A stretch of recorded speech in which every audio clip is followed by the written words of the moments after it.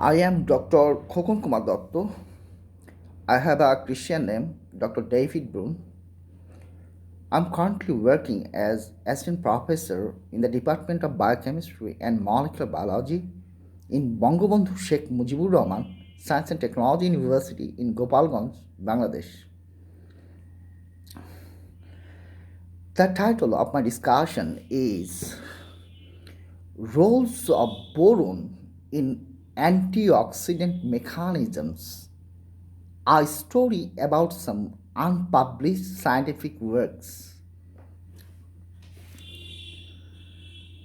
My life as a researcher in Indiana University, Bloomington, USA, was unfortunately very short. I worked in the school I worked in the School of Optometry as a research associate. Literally, my opportunity in Indiana University was connected with the commitment to find out the mechanisms of cellular death in eye diseases in humans. How pre-radical induced stresses or oxidative stress lead the death of ocular cells, especially the cells of the inner layer of the cornea.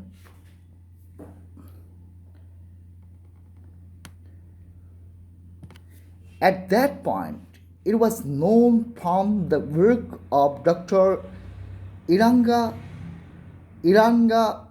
in Vithana and her group that dysfunction with the genes SLC4A11 or NABC1 are responsible for eye disease named Fuchs endothelial corneal dystrophy. SLC4A11 was known at that point as a borate transporter. A lot of the functions and other details of SLC4A11 are now known.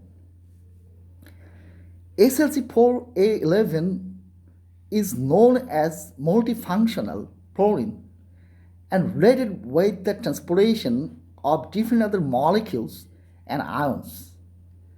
Different variants of SLC4A11 have been discovered by the scientists till today. The functional locations and diverse functions of the variants have been explored to some extent. SLC4A11 is known to act as an important factor for other eye diseases also, especially like recessive corneal endothelial dystrophy 2, corneal dystrophy, Boron syndrome, or perceptive deafness, and others. In plants, boron toxicity is a well-known big issue for scientists for a long time. At present, boron supplement is available in the market, which is recommended for good health for the humans. But at the time in 2008-2009, almost nothing was known to me and my group about the roles of boron and boron-containing compounds in antioxidant mechanisms. In 2020, I could find some research works related with antioxidant properties of boron and boron-containing compounds published before 2008. My experimental approaches were different from others. I tried to check the direct effect of boron and boron-containing compounds in an environment with the presence of high levels of free radicals. Nobody actually tried to verify the effects of boron and boron-containing compounds in that way before.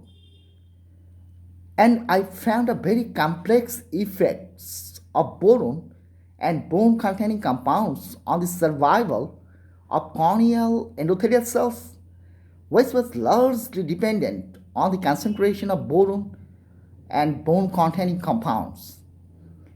Boron not only supports the survival of the living cells, it also induces the death at certain concentration. Nobody tried to look in such a critical and complex way before. I could get help from another professor in the USA with the method to prepare cell growth medium in a boron-free state. Then I tried to look the effect of boron in different concentrations on the survival of the cultured bovine corneal endothelial cells.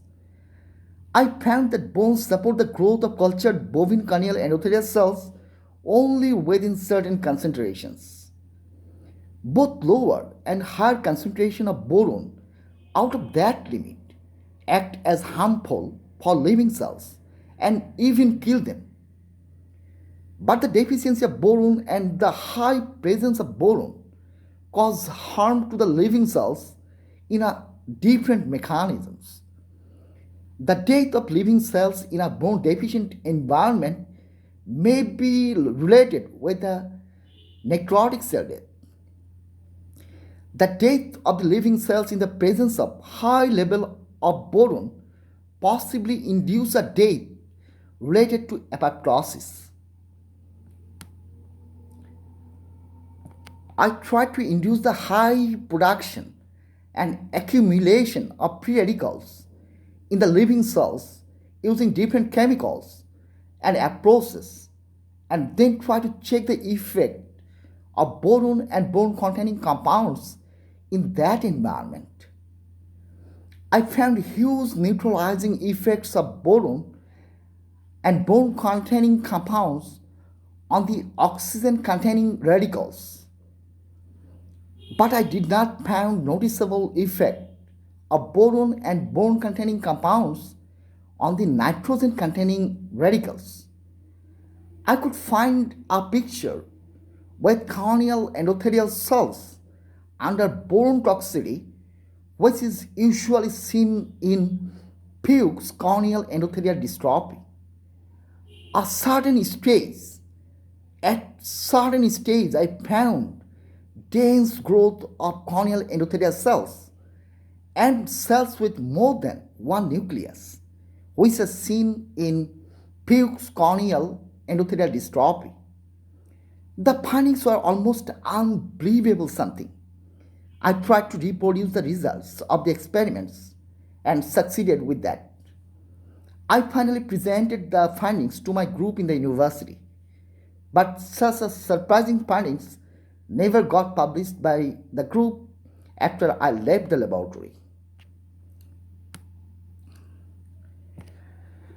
Till 2020, many groups around the world have published their exciting works relating the roles of boron in cellular antioxidant mechanisms. Finally, I would like to wish a very happy, prosperous, and dignified life for myself and for you everybody in the light of the true values for freedom. Thank you so much.